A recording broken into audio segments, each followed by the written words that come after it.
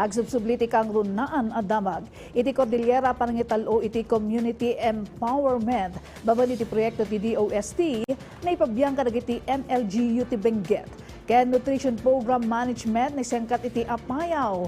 Nutrisyon iti tunggal pamilya na ikampanya. Ada detalye ni UCP TV intern Clythelle Abellanes. Formal nga impasa ti Department of Science and Technology Cordillera ti panakayakar ti community empowerment through science and technology project equipment iti LGU beneficiaries babaen iti signing of the deed of donation. Babaen iti daytoy mayakar dagiti na duma-duma a baligi a proyekto ti DOST kas iti local grants in aid ken community empowerment through science and technology. Kadagiti ili ti bugyas, kapangan, latrididad, mangkayan, sablan ken tublay. Iti apayaw na isayangkat ti nutrition program management training a pinasitan dagiti nutrition workers, health personnel, ken lokal a gobyerno tapno mapapigsa ti local nutrition planning ken monitoring iti probinsya kontra malnutrisyon. Inlawlawag ti Provincial Health Officer at ti malnutrisyon ken teenage pregnancy ti kang runaan nga makaapektar iti ubing isua inalukoy na dagiti pimmaset a papigsaen ti nutrition interventions maibasar iti Philippine Plan of Actions for Nutrition 2023 to 2028.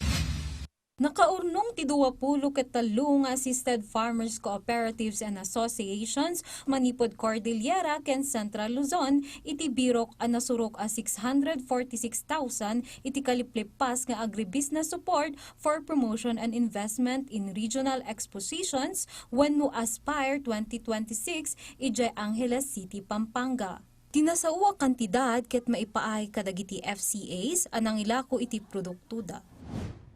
First time mi nga naki-attend dito Aspire 2026 kat agyaman kami ata naka-attend kami dito nga program iti Department of Agriculture kat mayat adumat tinalakwan mi kat mayat pay daytoy nga as promotion matlang iti product mi nga organic farmers ijay tublay. Nagkalukat amin a negosyo centers ti Department of Trade and Industry tapno mangted iti tulong para kadagiti micro-business. Al-alukuyan dagiti MSMEs a bumisita laeng kadagiti negosyo center iti kalugaranda. The MSME can participate in trainings. So mostly entrepreneurial trainings yung binibigay namin. We also have some skills trainings, but we put all of these together, it helps our MSMEs get an understanding of how to operate their business. Clythelle Abellanes para iti Pambansang TV iti Baro a Pilipinas.